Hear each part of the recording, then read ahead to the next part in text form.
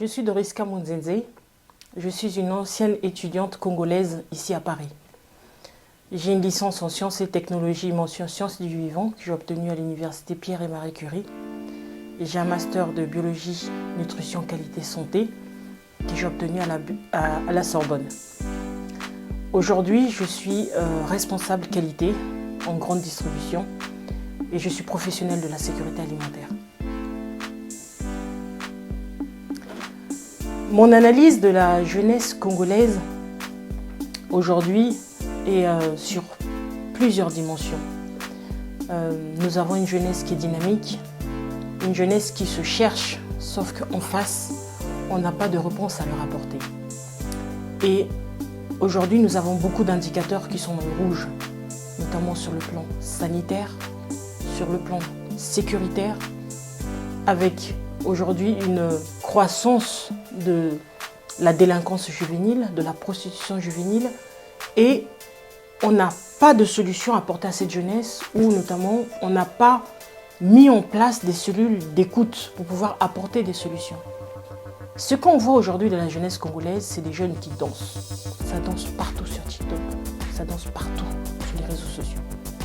Ce qu'on voit de cette jeunesse, c'est une jeunesse qui se bat, c'est une jeunesse qui tue, c'est une jeunesse qui vole, c'est une jeunesse qui pille. À qui la faute, on pourra se dire? Les adultes qui sont en face sont résignés. Les adultes qui sont en face se disent qu'ils n'ont peut-être pas les solutions ou les solutions qui sont apportées ne sont pas les bonnes. Je suis de la diaspora, j'ai été une jeune femme congolaise, je suis passée par là, donc je suis de la jeunesse congolaise. Et en ayant fait tout ce parcours, je me dis que nous pouvons apporter des solutions, faire des propositions concrètes sur ces maux qui minent le Congo. Et aujourd'hui, avec le président de la République qui a décrété l'année de la jeunesse, se dire qu'on pourrait s'asseoir autour d'une table et faire des propositions pour aller dans le meilleur des sens.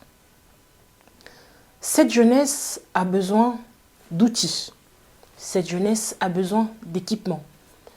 Cette jeunesse a besoin de compétition, mais compétition positive à l'international. Aujourd'hui, quel talent avons-nous au Congo qui peut représenter le Congo, par exemple, en mathématiques à l'international? Quel jeune aujourd'hui a mis en place une innovation? Qu'est-ce qui a été découvert? Quelle invention a été faite? Quels sont nos progrès? Quand on regarde sur 2022, c'est difficile de savoir qu'est-ce que nous avons tiré de cette année. Quel jeune a été le talent du Congo?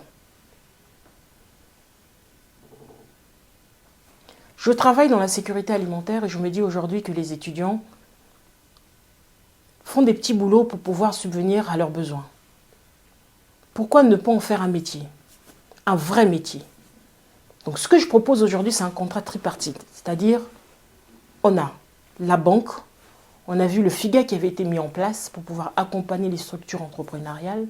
C'est accompagner, on peut être étudiant et entrepreneur. L'un n'exclut pas l'autre. Mais ces jeunes, on ne peut pas juste leur donner des fonds et disparaître dans la nature. C'est pour ça qu'on crée un pôle d'excellence avec un contrat tripartite, l'État, avec le FIGA, un référent qui peut être moral ou un parrain et le jeune. Comme ça, tout le monde dans la boucle est concerné. Et créer un véritable projet. Pas juste ouvrir une petite boîte de SAP-SAP ou d'appel téléphonique, mais avoir une unité derrière qui pourra subvenir aux besoins du jeune et plus lui permettre d'évoluer. Il faut savoir qu'avec le décrochage scolaire, tout le monde ne veut pas poursuivre le cursus normal.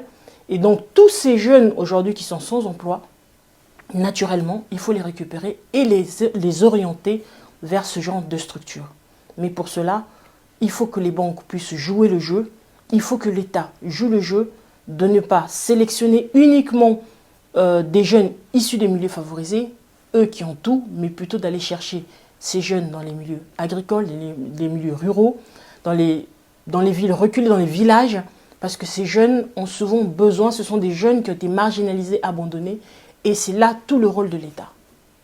Deuxièmement, aujourd'hui on parle de talent, c'est bien, tout le monde ne peut pas être entrepreneur, tout le monde ne peut pas être footballeur, mais certains jeunes sont des chanteurs, certains jeunes dansent, Pourquoi ne pas ouvrir des écoles de danse pour que ça soit reconnu? On voit dans des pays de l'Amérique latine aujourd'hui, les danses sont reconnues, il y a des compétitions de danse. En faire un vrai métier, qu'aujourd'hui on puisse reconnaître tous ces talents à part égale. On a eu des concours de Mopacho, qu'est-ce que ça a donné derrière?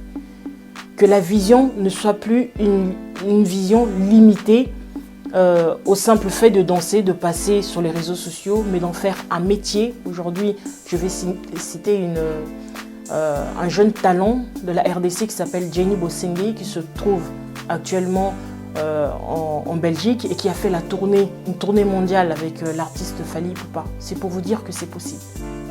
D'autre part, il y a la science. Aujourd'hui, avec le professeur Ntoumi qui cherche les fonds pour pouvoir aider ces jeunes. Il y a beaucoup de jeunes qui veulent travailler dans la science, avoir des métiers d'avenir, de chercher, d'entreprendre dans l'innovation. Mais l'innovation et la recherche ont un coût. Et ce coût a besoin d'être amorti par un apport du pays. Et je pense qu'aujourd'hui, nous n'investissons pas suffisamment dans la recherche.